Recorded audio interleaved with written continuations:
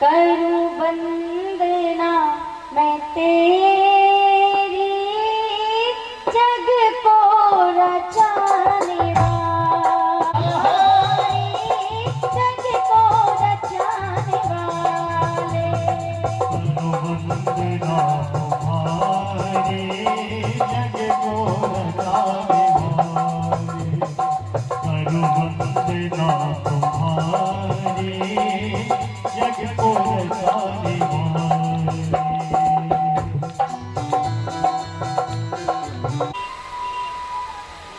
बहुत देर तक बहस चलती रही, बातें चलती रही, फिर भी वो व्यक्ति मानने को तैयार ही नहीं हुआ कि परमात्मा होता भी है। संत को क्रोध आ गया, संत ने एक जोरदार थप्पड़ मारा। अब वो तो बैठ गया पकड़ के गाल, कहता है आपने कितनी तेज से थप्पड़ मारा कि मुझे चोट लग गई, मुझे दर्द हो रहा है। संत बोले कहाँ दर्द हो रहा है, मुझे तो नहीं दिख रहा है। बोले अरे कैसे दिख सकता है, आपने इतनी तेज से थप्पड़ मारा कि मेरा दांती पूरे हिल गए, इतनी तेज से दर्द हो रहा है, मैं कैसे दिखाऊं तुम्हें। दर्द तो महसूस करने की चीज है ना, वो तो मुझे पता चल रहा है ना कि दर्द हो रहा है, आपको कैसे दिखाएं, दर्द को दिखाने की चीज है। संत जी बोले वही तो कब से समझा रहे हैं कि भगवान क्या कोई दिखाने की चीज है, उसे हम केवल महसूस कर सकते हैं, उसे केवल हम आभास कर सकते हैं, लेकिन हम नेत्रों से देख नहीं सकते हैं। इसलिए प्यारे, ऐसे जब संत हमारे जीवन में आते हैं ना,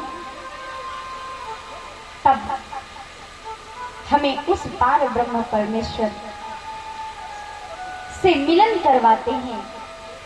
और जब परमात्मा से हमारी बुद्धि की डोर लग जाती है ना, तो परमात्मा का आभास हमें प्रति क्षण होने लगता है। तो इसलिए संतों का सानिध्य मिल जाए तो कभी गवाना नहीं, आदर सत्कार से उनके पास बैठना।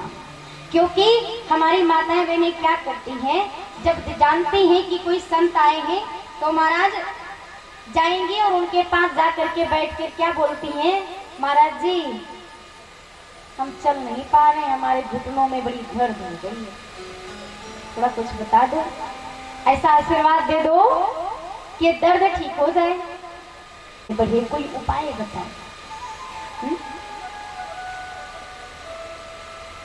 मेरा तार हरि से जोड़े, आगे मेरा तार हरि से जोड़े, ऐसा कोई संत मिले। मेरा तार हरि से जोड़े, ऐसा कोई संत मिले। मेरा तार हरि से जोड़े, ऐसा कोई संत मिले। मेरे मन का रास्ता मोड़े, ऐसा कोई संत मिले। मेरे मन का रास्ता मोड़े, ऐसा कोई संत मिले। मेरे मन का रास्ता मोड़े, ऐसा कोई संत मिले। मेरा तार प्रभु से जोड़े, ऐसा कोई संत मिले। मेरा तार प्रभु से जोड़े, ऐसा कोई संत मिले। मेरा तार हरि से जोड़े, ऐसा कोई संत मिले। है हो सभी उठा के हाथ तालियों से। क्यों पड़ी वेदव्यास जी को, क्यों करनी पड़ी? कहने लगे संत बड़े सुखदायी होते, संत सदैव सबके भले के लिए सोचते हैं, सबका भला करे, बस वही विचार आता है। एक बार वेदव्यास जी बैठे हुए सरस्वती नदी के तट पर, सरस्वती नदी के तट पर बैठे हुए वेदव्यास जी कुछ विचार कर रहे थे,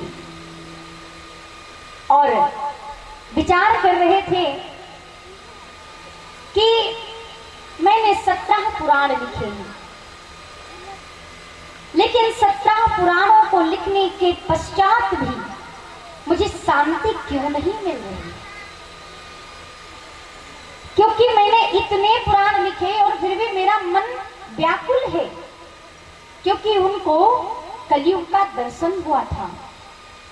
उन्होंने कलयुग को देखा कि आने वाले समय में ऐसा ऐसा होगा, जीव परेशान होगा, नाना प्रकार के उसको रोग होंगे, कई प्रकार से वो पीड़ित होगा, समय नहीं होगा तो क्या होगा। आज वेद व्यास जी व्याकुल हो उठे, मन अशांत हो गया, विचार करने लगे कि जब मैंने 17 पुराण लिखे मुझे शांति नहीं मिली तो आने वाले समय में मनुष्य को कैसे शांति मिलेगी, क्या करेगा वो। तो आज वहीं पर विचार करते करते रोना आ गया और वेद व्यास जी रोने लगे। कहते हैं ना, जैसे ही ये रोने की आवाज भगवान के धाम पहुंची है, आज भगवान ने तुरंत नारद जी को आदेश दिया, जाओ देखो धराधाम पे कौन रो रहा है। क्योंकि प्यारे, जब कोई एक भक्त रोए तो भगवान नहीं देख सकता, और फिर जब संत रोए तो कैसे देख सकते हैं। संत रोए, और आज वो संत रोए जो लोक संग्रही संत हैं, जो सदैव चाहते हैं कि भगवान नाम की चर्चा घर घर में गूंजे, परमात्मा की भक्ति हर घर घर में हो, समस्त जीव के हृदय में परमात्मा का वास हो। वो संत रोए। देवर्षि नारद जी तुरंत दौड़े आए हैं और देखते हैं कि वेद व्यास जी बैठे ही रो रहे हैं। पूछने लगे, अरे क्या हुआ, इतनी चिंतातुर में आप बैठे हैं, आखिर क्या है, इतने उदास क्यों हैं आप। कहते हैं देवर्षि नारद जी, मुझे लगता है कि मुझसे कोई भूल हुई है। नारद जी बड़ी प्रशंसा करने लगे, बड़ी प्रशंसा। वेद व्यास कहते हैं, आप मेरी प्रशंसा मत करिए, मुझसे कोई तो भूल हुई है। कैसे भूल? तो कहते हैं क्योंकि मैंने 17 पुराण लिखे फिर भी मेरे मन को शांति नहीं है। अच्छा, नारद जी कहते हैं, ब्रह्म ऋषि आपने जितने भी पुराण लिखे, आने वाले समय में लोगों को भक्ति चाहिए, भक्ति। भगवान की लीलाएं सुनेंगे, भगवान के विभिन्न प्रकार के चरित्रों का गान सुनेंगे।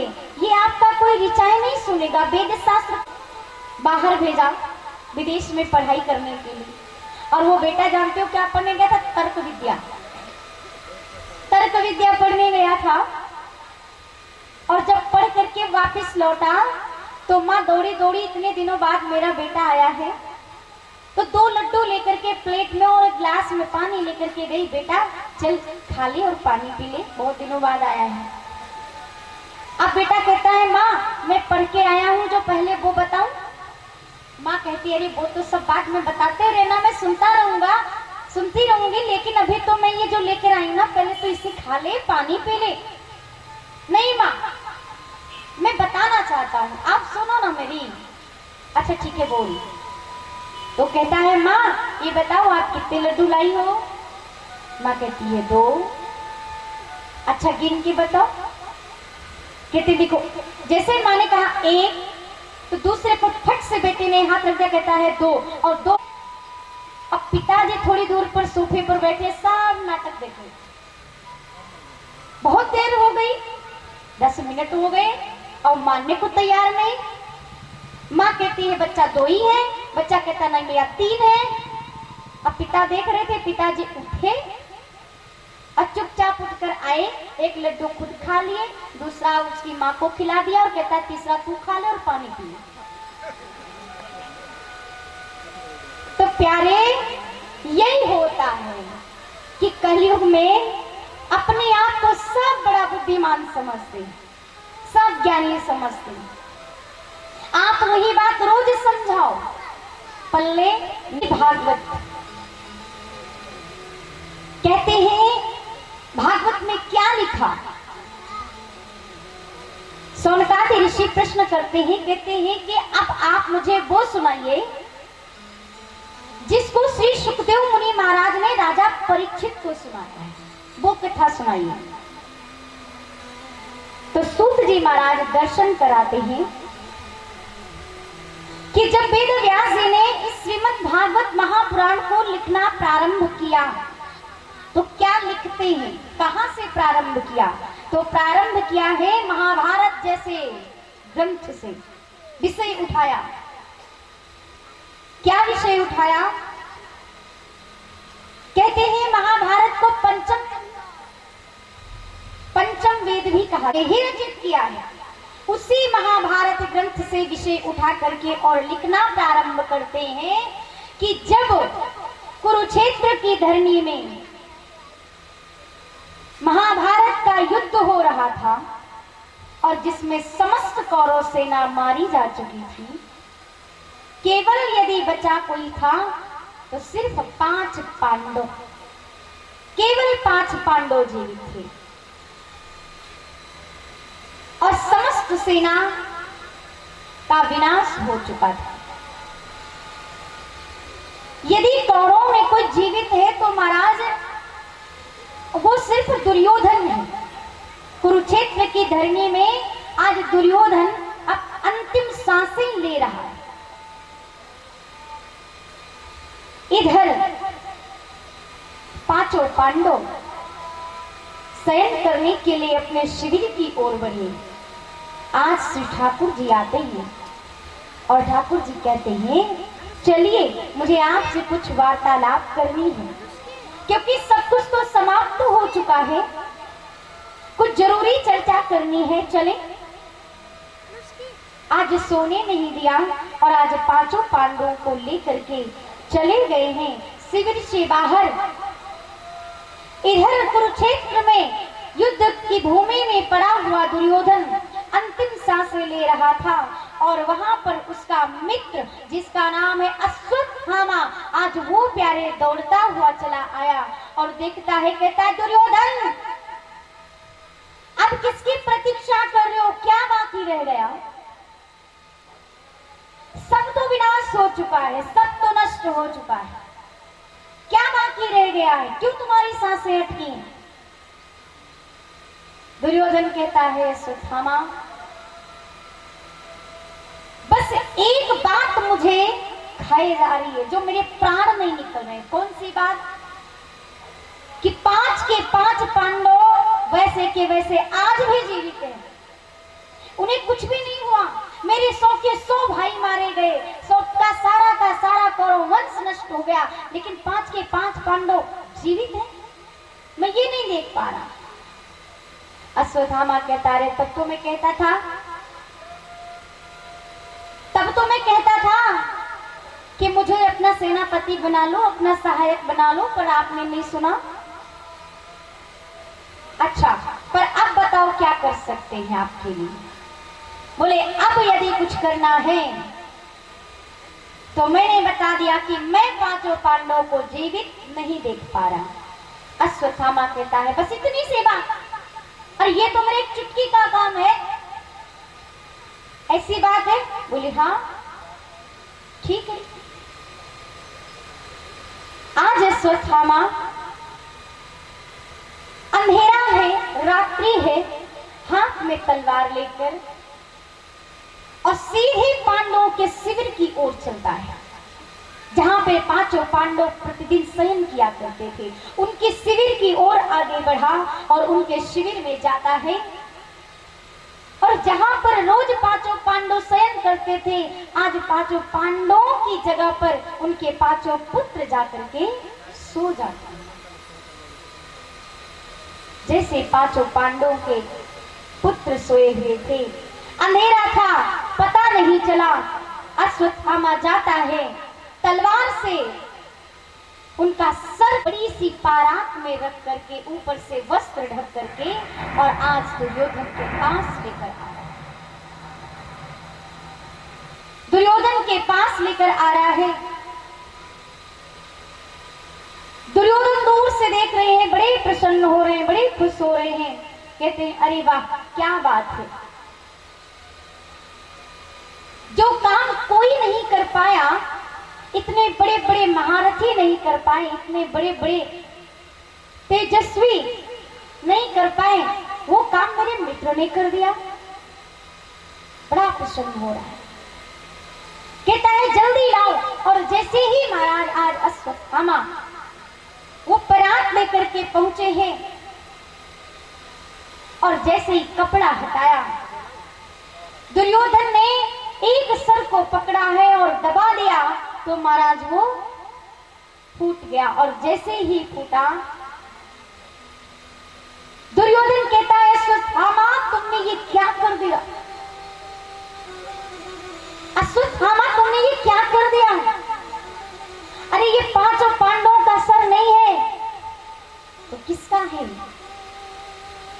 ये पांचों पांडवों के पुत्रों का सर है, पुत्रों का। तुम बाल हत्यारे हो। अरे बेचारे नन्हे से बालकों ने मेरा क्या बिगाड़ा था। अरे यही तो थे जो हमारे आने वाले आगे वंश को आगे बढ़ाते। तुमने तो आगे मेरे वंश को भी नष्ट कर दिया।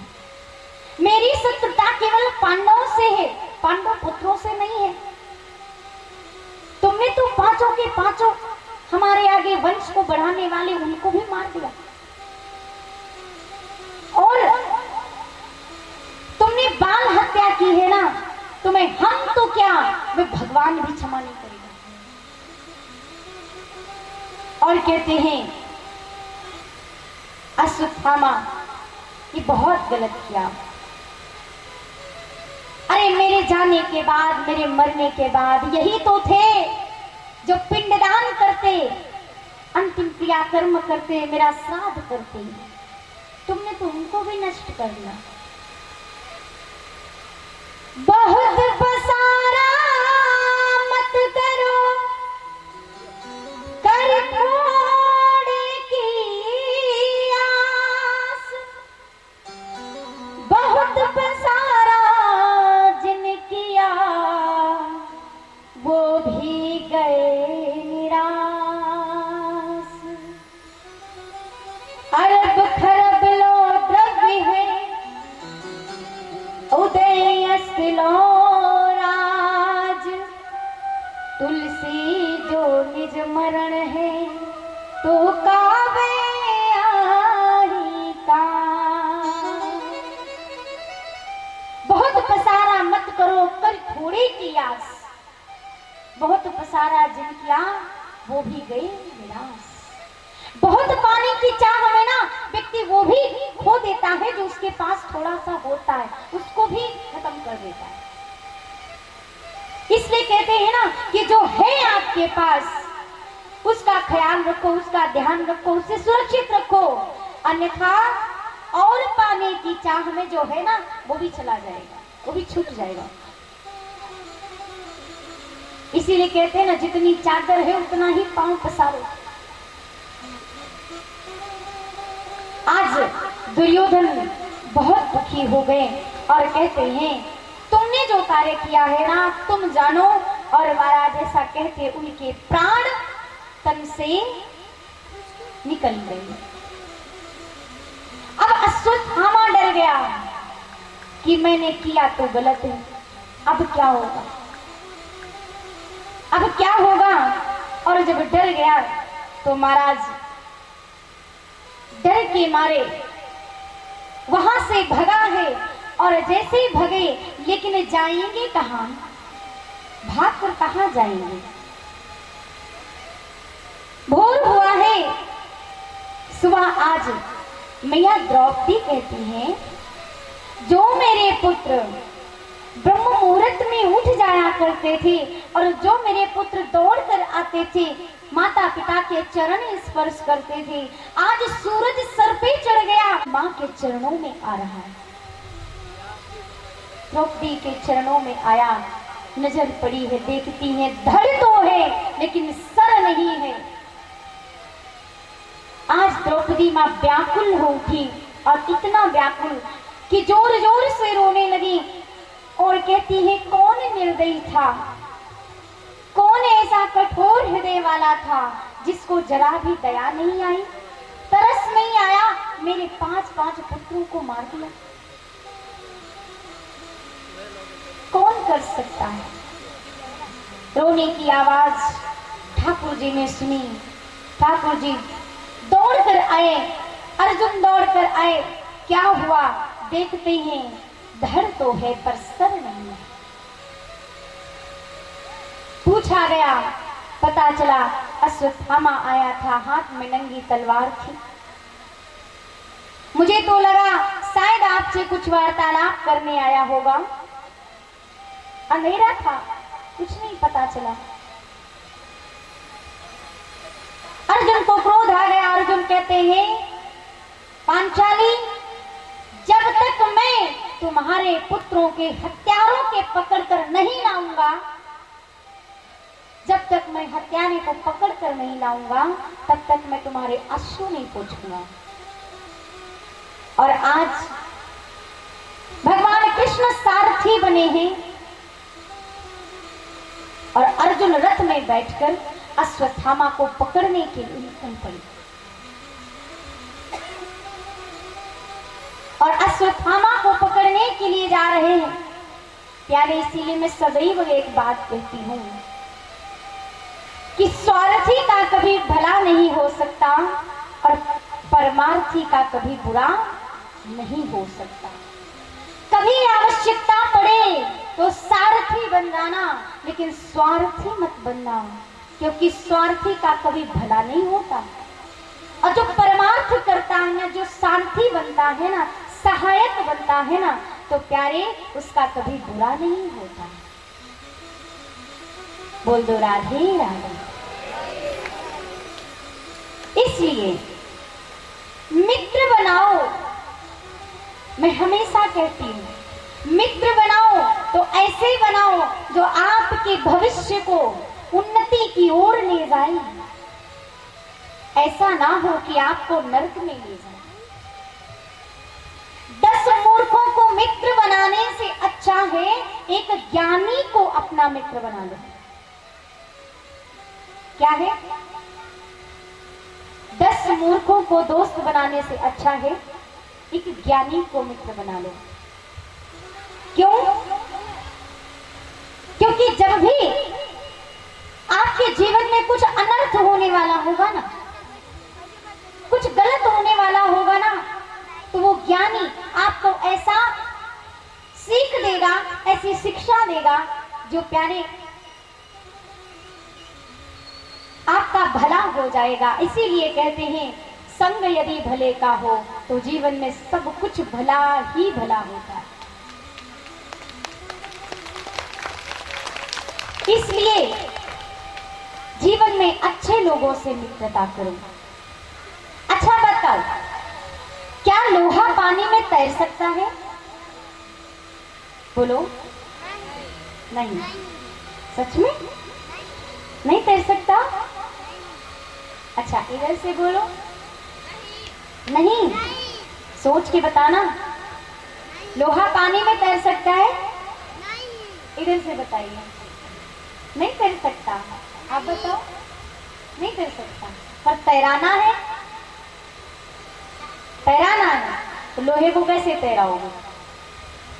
कहते हैं वैसे तो लोहे को कोई नहीं तैरा सकता, उसको कील ही एक ले लीजिए और उसे पानी में डाल दीजिए, वो डूब जाएगी।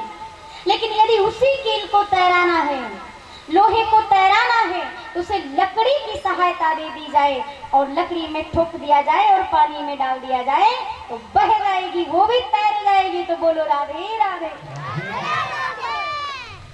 तो महाराज, लोहे को भी यदि पानी में तैराना है तो लकड़ी का सहारा दे दो और लोहा तैर जाएगा। कितना भी गलत व्यक्ति क्यों ना हो, जीवन में कितना भी आपके अनर्थ क्यों ना होने वाला हो, यदि संग अच्छे लोगों का मिल जाए ना, ज्ञानी व्यक्ति का मिल जाए ना, तो जीवन से सारा अंधकार नष्ट हो जाता है, समस्त बुराइयां मिट जाती हैं। और जैसे वो भव से पार होता है ना, आपको भी इस दलदल से, भव सागर से पार कर ले जाएगा, डुबोने से आपको बचा लेगा। भगवान कृष्ण सारथी बने अर्जुन के, और आज कृष्ण रथ को हाँक रहे हैं और महाराज अर्जुन बैठकर जा रहे हैं। अश्वत्थामा ने देखा, अरे कृष्ण भी आ रहे हैं और अर्जुन मुझे पकड़ने के लिए आ रहा है। अश्वत्थामा ने जैसे ही देखा तो महाराज उसने ब्रह्मास्त्र का प्रयोग कर दिया, और महाराज अश्वत्थामा को ब्रह्मास्त्र चलाना तो आता था लेकिन वापस करना नहीं आता था। क्यों? क्योंकि अश्वत्थामा के पिता द्रोणाचार्य और पांडवों के गुरु द्रोणाचार्य, उन्होंने ब्रह्मास्त्र की विद्या चलाने की और लौटाने की पांडवों को दिया, लेकिन अपने पुत्र को नहीं दिया। क्यों नहीं दिया? क्योंकि वो जानते थे यदि मैं इसको बताऊंगा तो सदैव इसका ये दुरुपयोग करेगा। तो अश्वत्थामा ने चुपके चुपके से चलाते देखता था तो उसको चलाने की विद्या आ गई, लेकिन वापस करने की विद्या नहीं है। आज अपने प्राण बचाने के लिए अश्वत्थामा ने ब्रह्मास्त्र चलाया, और जब ब्रह्मास्त्र छोड़ा तो आग का गोला जैसे ही अर्जुन ने आते देखा अपनी ओर, जोर जोर से कहने लगे, हे गोविंद, हे कृष्ण, हे दामोदर, ये आग का गोला किधर से आ रहा है? कृष्ण कहते हैं, अर्जुन, ये आग का गोला नहीं है, ये ब्रह्मास्त्र है। अश्वत्थामा ने स्वयं को बचाने के लिए आग के ऊपर प्रयोग किया है। आज जब ऐसे कहा, कहते हैं काम करो, आप भी इधर से छोड़ दो। अर्जुन ने भी ब्रह्मास्त्र छोड़ दिया, दोनों आपस में टकराकर विफल हो गए।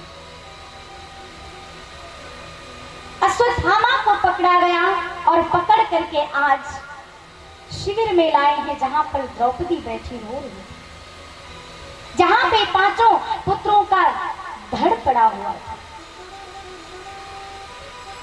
और अश्वत्थामा को कैसे लाया गया? रस्सी में हाथ बंधे हैं, और आज उसको जब लाया गया तो वो सामने क्या देखते हैं? सर नीचे किए है, रस्सी में बंधा हुआ है और समक्ष खड़ा हुआ है। द्रौपदी ने जैसे ही देखा तरस आ गया। द्रौपदी कहती है, अरे इसे क्षमा कर दीजिए, क्षमा कर दीजिए। क्यों? आप? द्रौपदी कहती है, ये बताइए, क्या इसको मार देने, यदि मेरे पांचों पुत्र मुझे वापस मिल जाते हैं तो मार दो,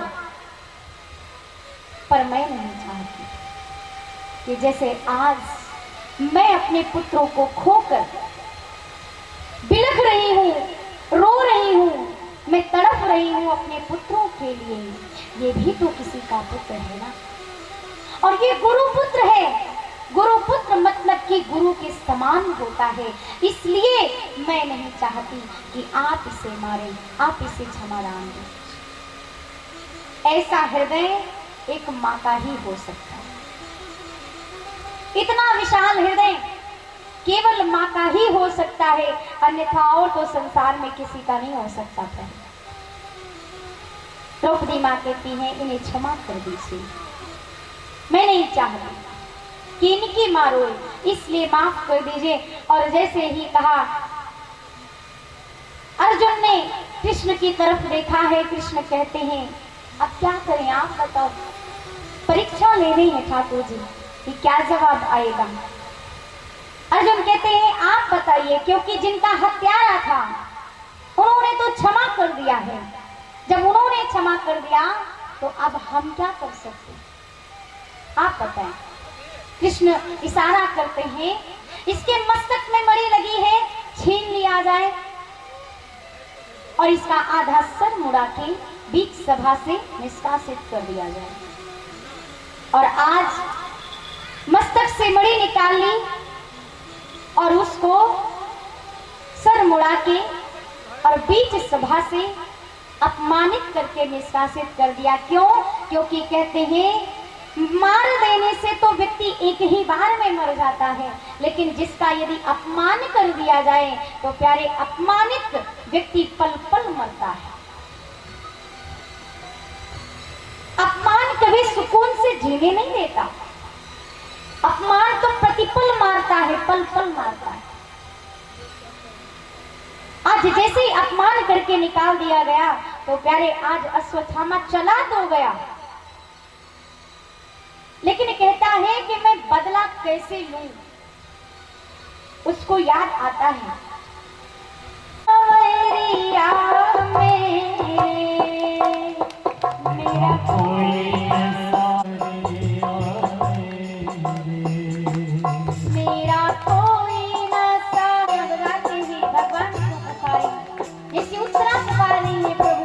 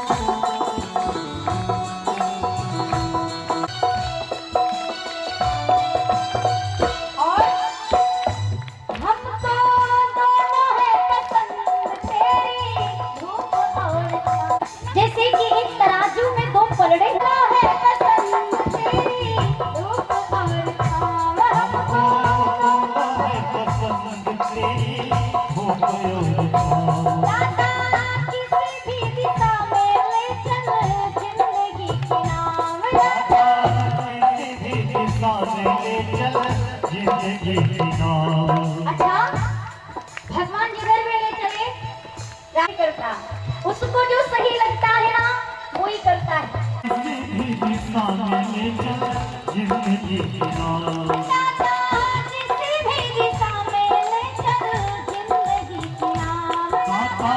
किसी भी दिशा में ले चल जिंदगी की नाव। चाहे हमें लगे मेरे प्यारे करतार तेरे फूलों तेरे प्यार, तेरे कांटों से भी प्यार, तेरे फूलों से भी प्यार, तेरे कांटों से भी प्यार, हमको जो भी देना चाह, तेरे फूलों से भी प्यार, तेरे कांटों से भी प्यार।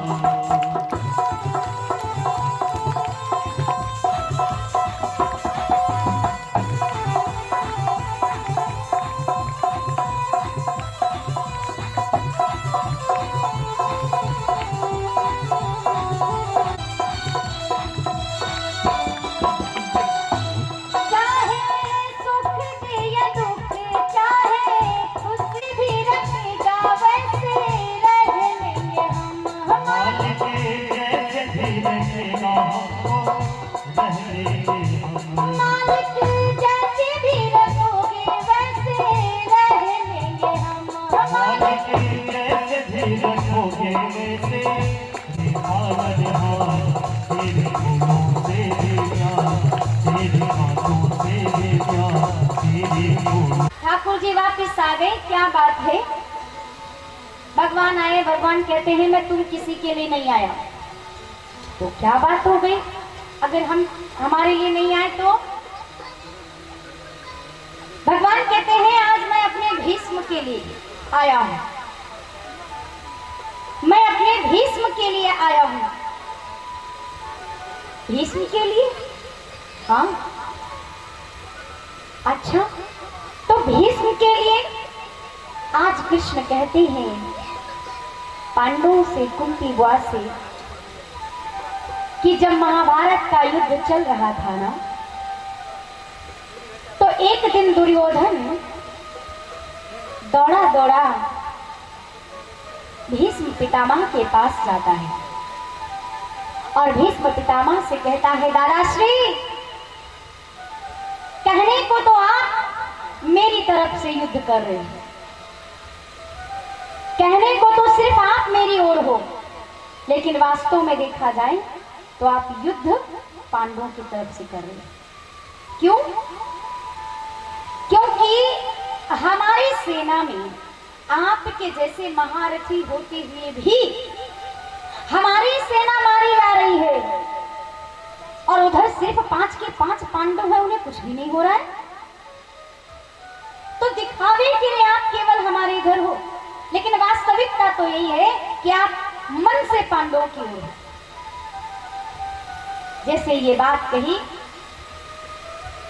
आज दादाश्री को क्रोध आ गया। दादाश्री कहते हैं दुर्योधन, मैंने तुम्हारा नमक खाया है तो इसलिए मैं तुम्हारे साथ धोखा तो नहीं कर सकता। हाँ, वो अलग है कि पांडवों को मैं हृदय से मानता हूं, मैं अत्यधिक पांडवों को मानता हूं, इसलिए उनकी ओर मेरे कोई भी मेरा वार नहीं होता है, क्योंकि उनकी तरफ मैं तीर चला ही नहीं सकता। पर आज दुर्योधन ने जैसे क्रोध दिलाया है तो आज मन में आया। कहते हैं जाओ दुर्योधन, मैं प्रतिज्ञा करता हूं कि कल मेरे हाथों एक पांडव मारा जाएगा। अब तुम्हारा दुर्योधन इतना खुश हो गया, इतना प्रसन्न हो गया, भागा भागा आया। और ये बात भगवान कृष्ण को पता चली कि भीष्म पितामह ने कल पांडवों को मारने की प्रतिज्ञा कर ली। और सब जानते हैं कि पितामह की प्रतिज्ञा एक सीख नहीं है जो एक झटके से टूट जाया करे। प्रतिज्ञा तो प्रतिज्ञा है।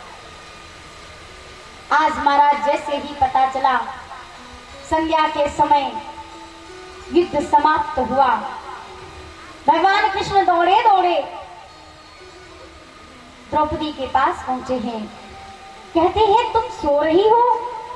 अरे तुम्हें पता नहीं है कि कल पितामह ने पांडवों को मारने की प्रतिज्ञा कर ली है।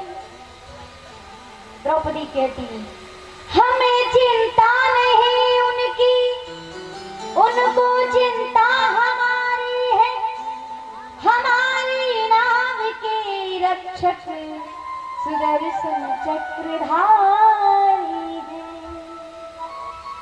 आप जैसे होते हुए और फिर भी यदि मुझे चिंता करनी पड़ी तो फिर फायदा ही क्या है?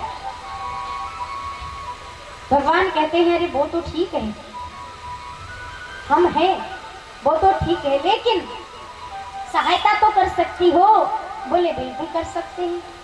कैसी सहायता चाहिए?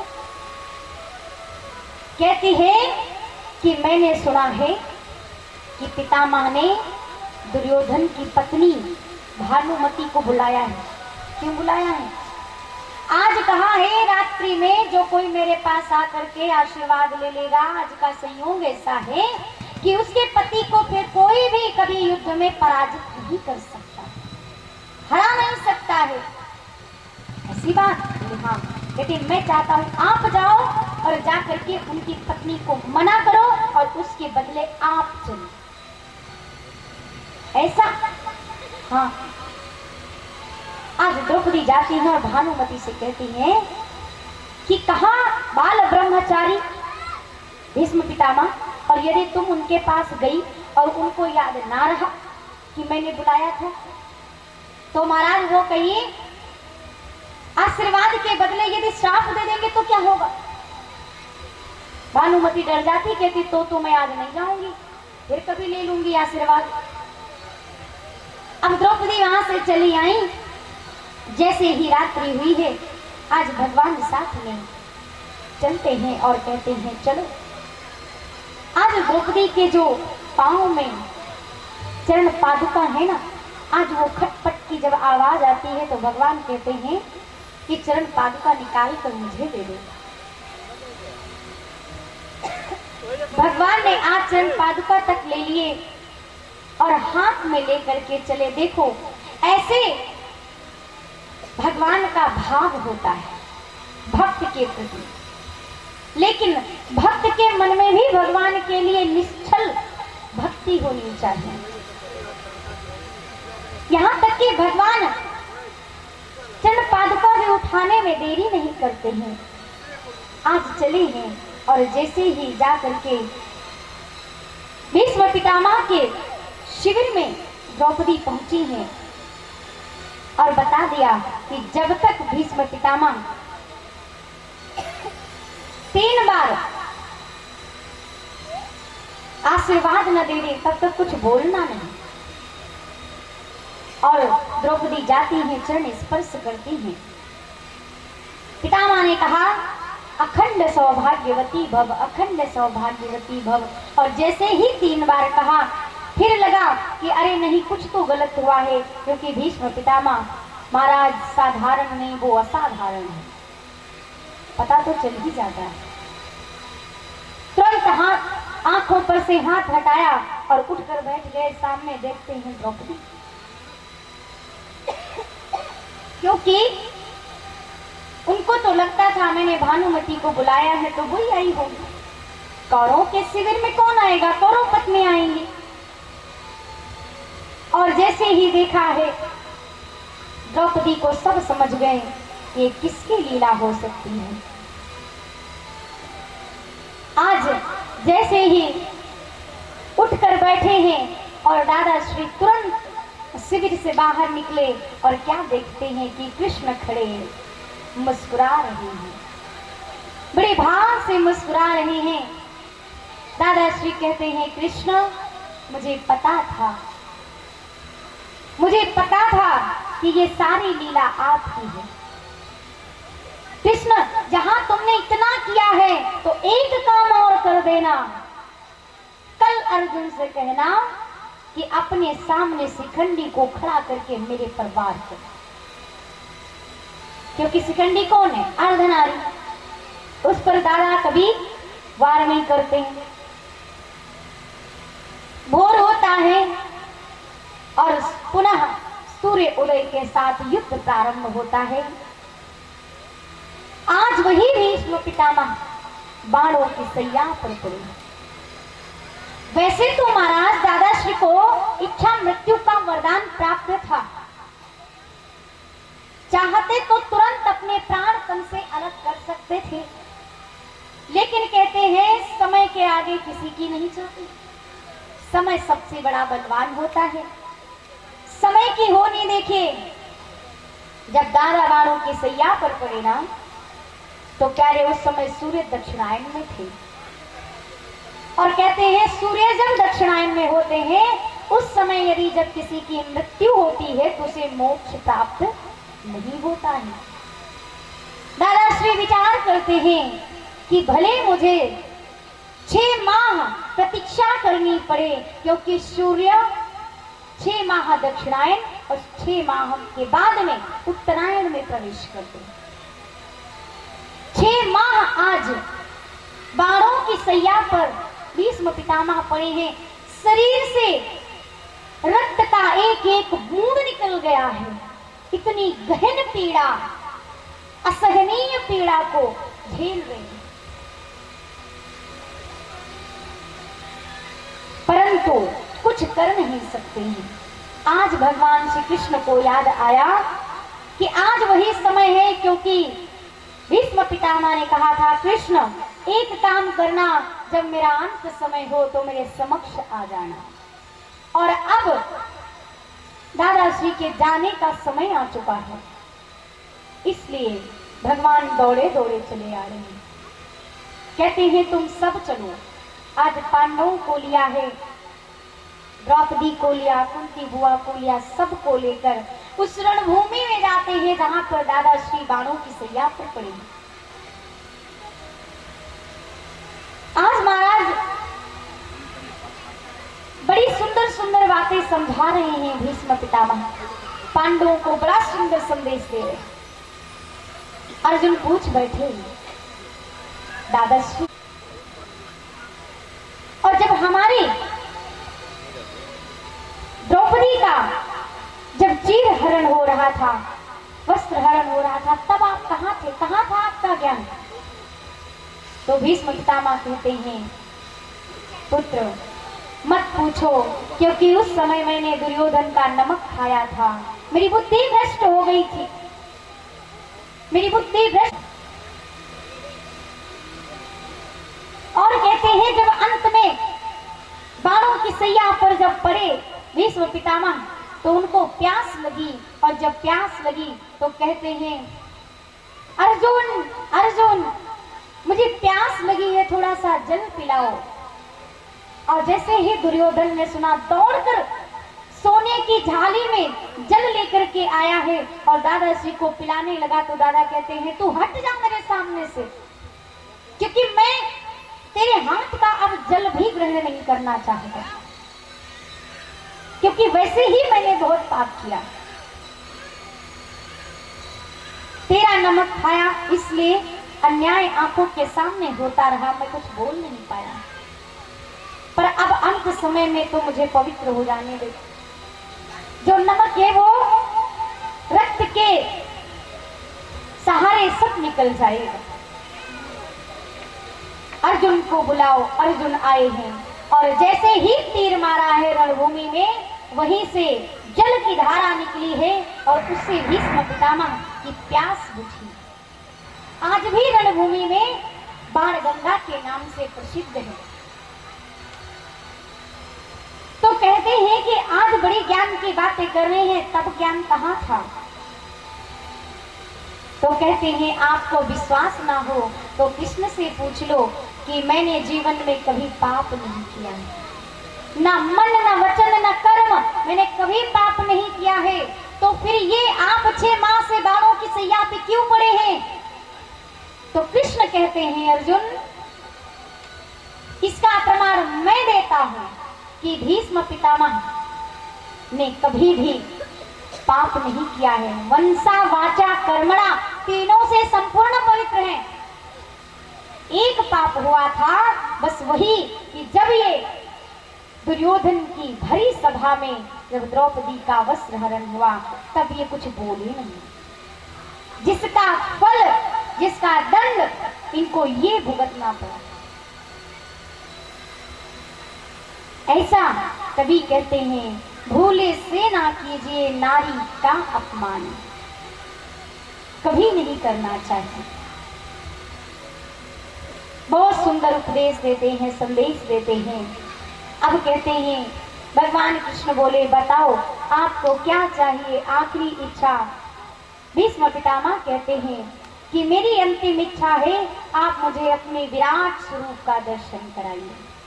आज भगवान अपने उस विराट स्वरूप का दर्शन कराते हैं और भीष्म पितामह की आत्मा उसी विराट स्वरूप को देखते देखते देखते उसी में लीन हो जाती है। इस तरह से भीष्म पितामह की आत्मा को भगवान की शरणागति मिली है, भगवान के धाम चली गई उनकी आत्मा। आइए हम सभी भी इसी प्रकार से एक प्रार्थना करें ईश्वर से कि प्रभु हमारा भी जब अंत समय हो, कि जब अंत समय हो तो प्रभु आप हमारे सम्मुख हो। यदि आप ना हो तो कोई बात नहीं है, लेकिन आपका नाम तो कम से कम हमारे मुख पर हो।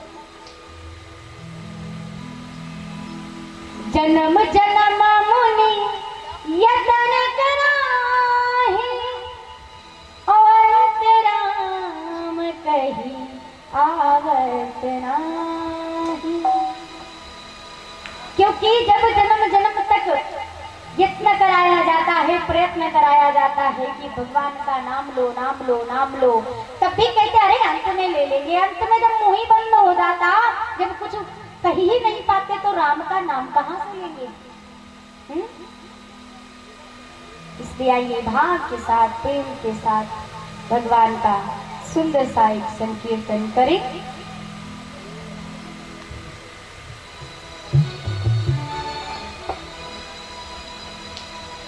राधे तेरे चरणों की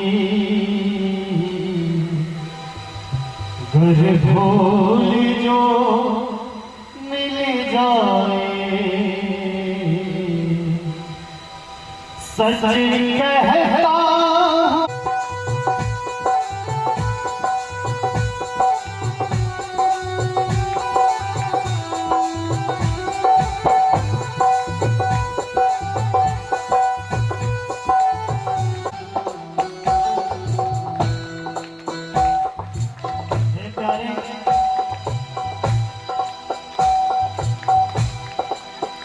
मेरी आपकी इच्छा होगी, हे गोविंद मेरे जीवन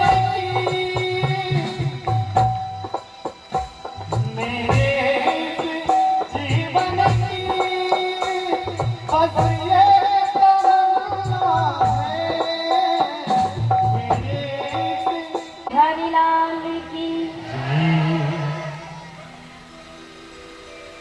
तू प्यारे। जिस प्रकार से भीष्म पितामह की आत्मा भगवान में लीन हुई और आज भगवान श्री कृष्ण अपने द्वारिका चले जाते हैं और साथ में अर्जुन भी चले गए। अर्जुन भी गए हैं। इधर परीक्षित का जन्म होता है, उत्ता के गर्भ से परीक्षित का जन्म होता है। नामकरण संस्कार किया गया, नाम रखा विष्णुराज।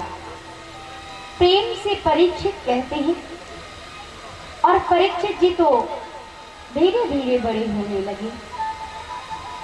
एक बार धर्मराज युधिष्ठिर को कलयुग के दर्शन हुए। कलयुग के दर्शन हुए और ऐसे दर्शन हुए कि केवल 6 महीने बाकी है और 6 महीने बाद कली का प्रवेश हो जाएगा।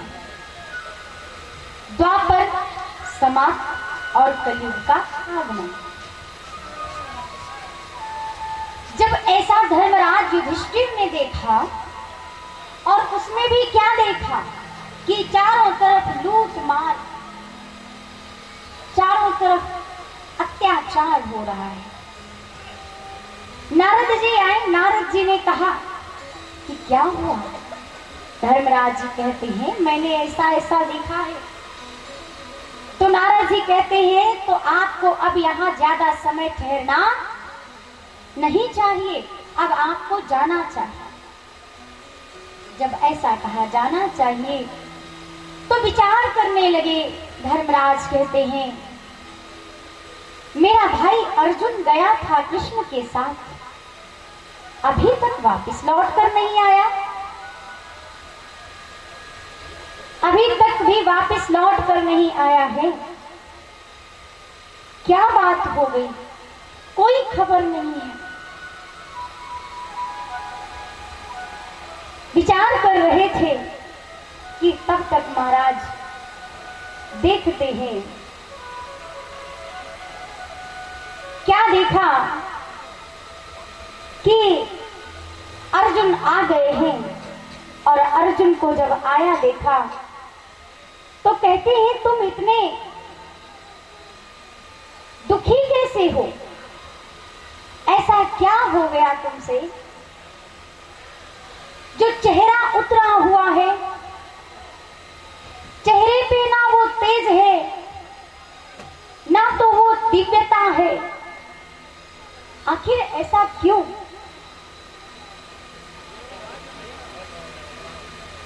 कहते हैं कि ऐसा क्या हुआ? किसी का तुमने अपमान किया या तो किसी दर पर आए हुए भिखारी को तुमने आशीर्वाद, या तो तुमने उसको भीख नहीं दिया। क्या बात है?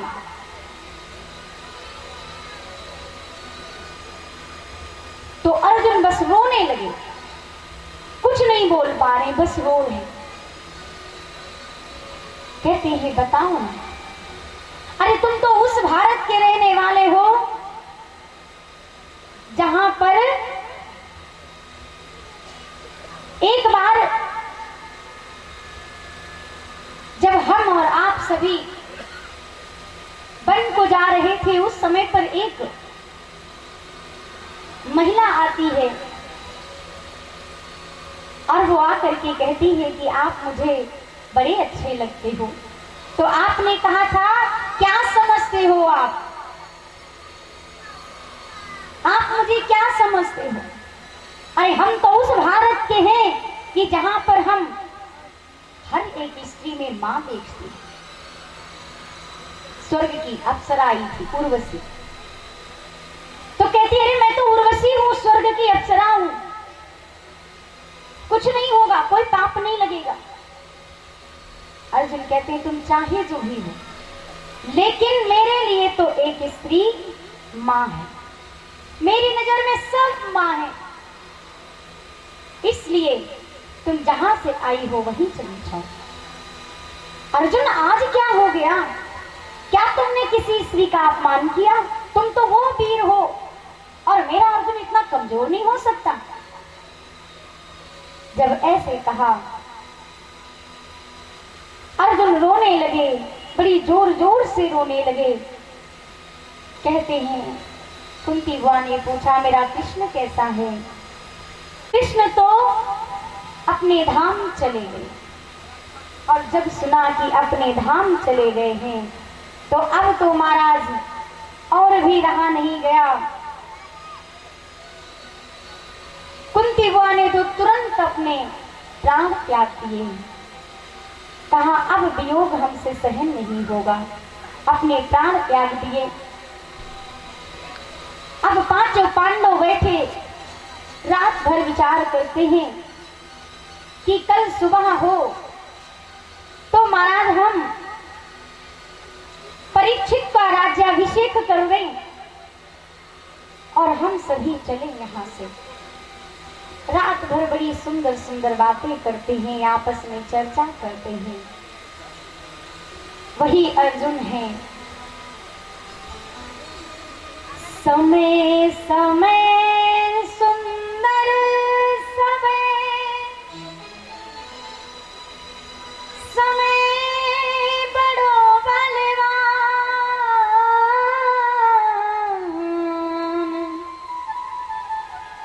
समय समय सुंदर समय, समय बड़ो बलवान, भीलन लोटी गोपिका,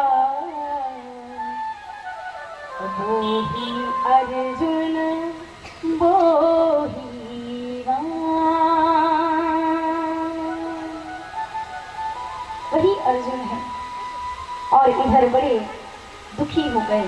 बार दुर्योधन ने हमारे साथ धोखा किया था कि दुर्वासा ऋषि जी 101 ब्राह्मणों को लेकर के जब दुर्योधन के घर गए हैं और एकादशी का व्रत था, कहते हैं कि मेरा आज एकादशी का व्रत है। दुर्योधन ने कह दिया, अरे वाह, ये तो बड़ा पुण्य का काम है, आप चले जाइए अर्जुन के यहाँ।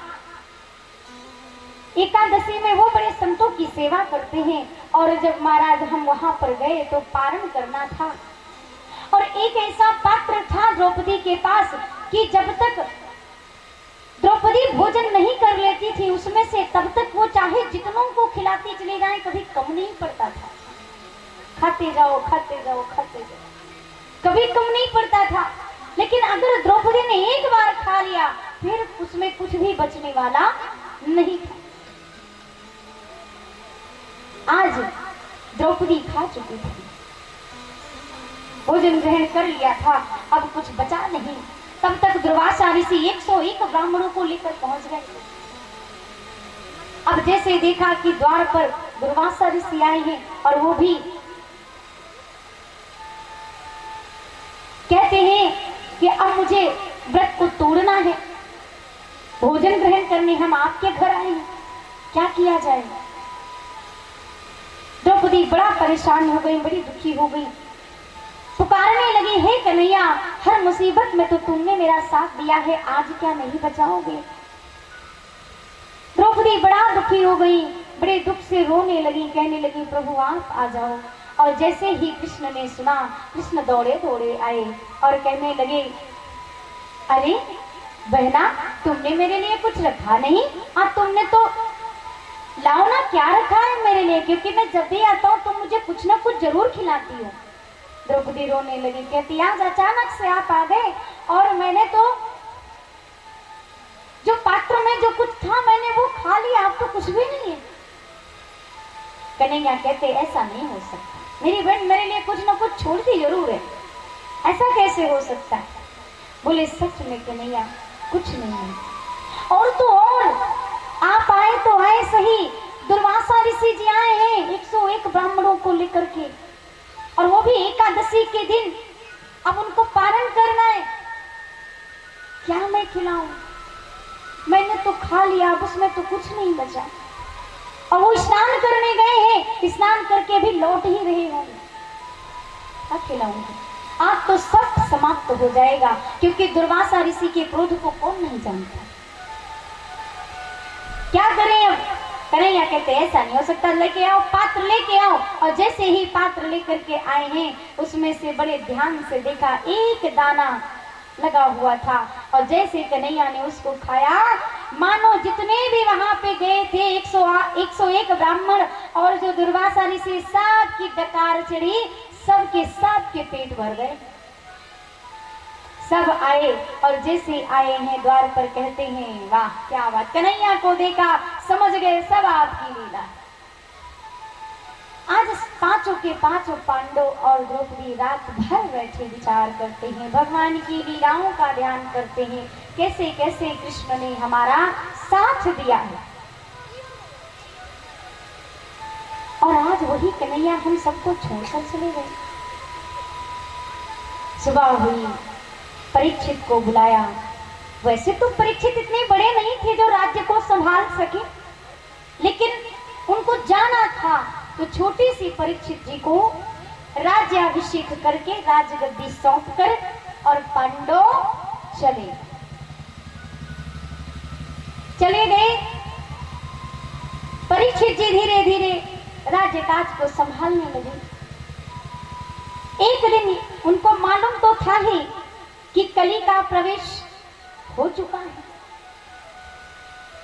इसीलिए तो हमारे दादा सब चले गए हैं छोड़ करके।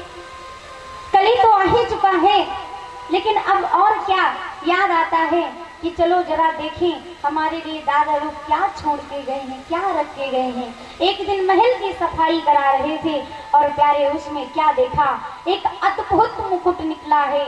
और ऐसा मुकुट निकला है प्यारे कि हीरे रत्न जड़ित हैं उस मुकुट में, और देखे तो देखते ही रह गए। ऐसा मुकुट मन में आया कि इस मुकुट को मैं स्वयं पहनूंगा। और परीक्षित जी ने जैसे ही मुकुट को पहना, आज मन में विचार आया कि मैं शिकार खेलने जाऊंगा, मैं शिकार खेलने जाऊंगा। जो राजा सदैव सबका सम्मान करता है, धर्म का पालन करता है, जीव जंतु सबसे प्रेम करता है, आज उसके मन में अचानक विचार आया कि मैं शिकार खेलने जाऊंगा। किसका प्रभाव? क्योंकि प्यारे वो मुकुट किसी और का नहीं था, वो मुकुट राजा जरासंध का था, और जरासंध वो मुकुट बनवाया था, और आज उस मुकुट को परीक्षित जी ने पहना। मन बदल गया प्यारे। इसीलिए मैं सदैव कहती हूँ, हर जगह कहती हूँ कि कोई भी वस्तु को उपयोग करने से पहले उसको जांच लो, परख लो कि ये किसकी है, किसने दिया है, किस भाव से दिया है और वो कैसा है। क्योंकि हर वस्तु में कर्ता का भाव आ ही जाता है। और माताएं बहनें जितने भी लोग बैठे हो, ये चीज बड़े ध्यान से सुन लेना। कहते हैं 5 चीजें कभी किसी की प्रयोग नहीं करनी चाहिए, ना देना चाहिए ना लेना चाहिए। कौन कौन सी चीजें? माताएं बहनें, अपना वस्त्र कभी किसी को मत देना। पर आज होता क्या है, जैसे अपने पास चाहे कितनी भी बढ़िया चीज है, अपने पास कितनी भी महंगी साड़ी हो, लेकिन जब हम सामने वाले की बड़ी सुंदर साड़ी देखते हैं ना, तो मन ललचा ही जाता है। क्या बोलेंगे? थोड़ा सा ना हम वहां जा रहे हैं, अपनी साड़ी केवल दे दो 1 घंटे के लिए, खाली पहन के जाएंगे और बस आएंगे, फिर दे देंगे, फिर मेरी ले लेना कभी। तो वस्त्रों की अदली बदली कोई ना करे। कारण भी बताऊंगी क्यों नहीं करना चाहिए। वस्त्र का अदली बदली कभी ना करो, और दूसरा, कभी किसी का जूता अदली बदली ना करो। किसी का जूता नहीं पहनना चाहिए, ना देना चाहिए और लेना चाहिए।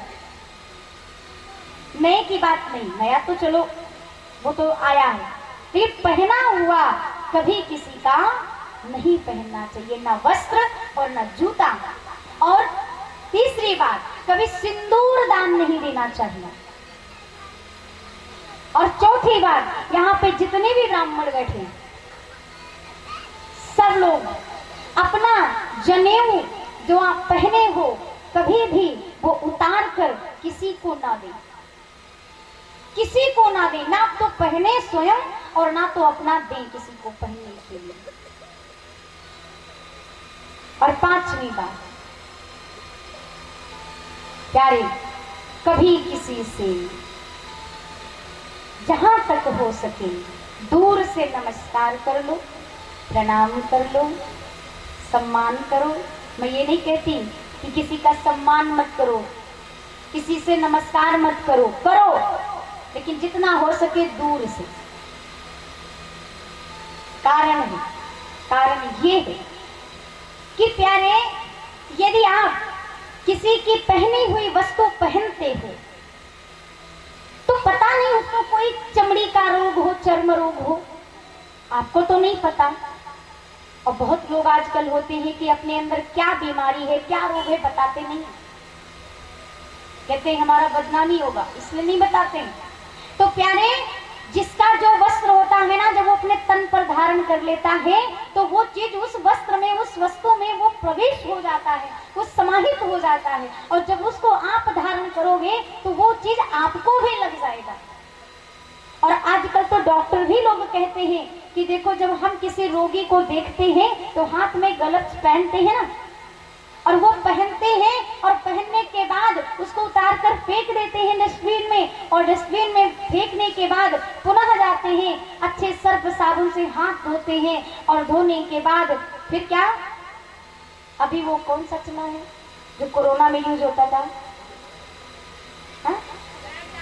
हाँ, उसको भी लगा लेते हैं। तो नया चीज हो गया कि कहीं लग ना जाए। क्यों? क्योंकि डॉक्टर भी कहते हैं कोई भी, जिस भी रोगी को हम देखते हैं, उसके कीटाणु, उसके रोगाणु सूक्ष्म रूप से हम में प्रवेश कर जाते हैं।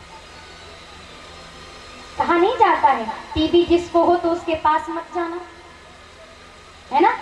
सूक्ष्म रोगाणु आकर के प्रवेश कर जाते हैं। इसीलिए कहते हैं कि किसी की कोई चीज को यूज मत करो, दी हुई चीज को, पहनी हुई चीज को प्रयोग में मत लाओ। नई चीज है तो लेना चाहिए, देना चाहिए, लेकिन प्रयोग की। और जैसे ही पहुंचते हैं,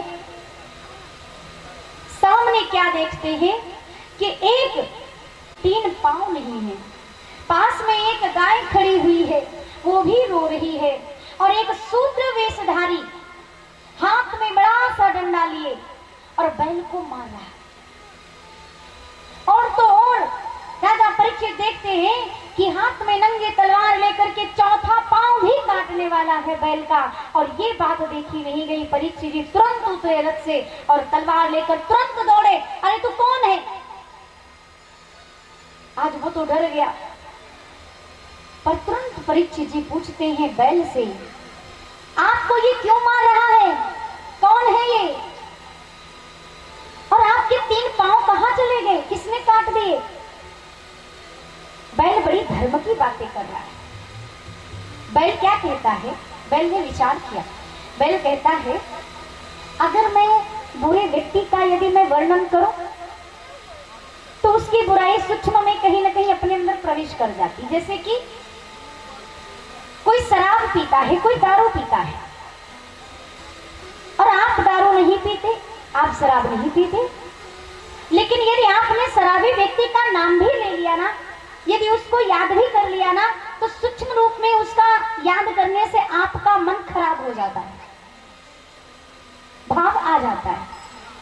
इसलिए बैल सोचता है कि क्यों मैं बुरे व्यक्ति का अपने मुख से नाम लूं। इसीलिए बैल क्या कहता है, अरे राजन, यहाँ पर कोई किसी को दुख नहीं देता। मैंने तो सुना है सब अपने कर्मों से दुख पाते। यहाँ तक कि किसी किसी की आदत होती है रोज दाल गरम चाहिए, रोज दाल गरम चाहिए। और प्यारे, अगर एक दिन ठंडी हो गई ना तो मालिक तुरंत नौकर पर